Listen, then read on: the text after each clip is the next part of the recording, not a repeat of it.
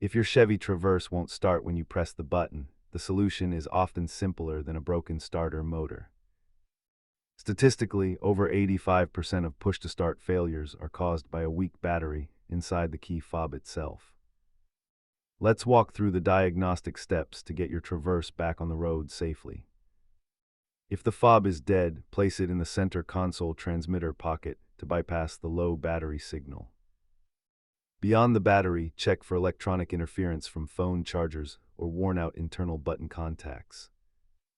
If the second fob also fails, the issue likely lies with your car's main battery or the receiver module. Distinguish between a dead fob and a dead car battery by checking your interior light brightness and cranking speed.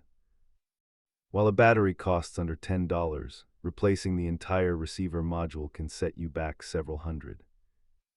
Replacing the CR2032 battery is a simple DIY task that requires only a small flathead screwdriver. Keep a spare battery in your glove-box to avoid being stranded by a sudden fob failure. The fastest diagnostic tool you own is your spare key, so always try it before calling a tow truck. If these steps helped you get moving, hit the subscribe button for more Chevy troubleshooting guides.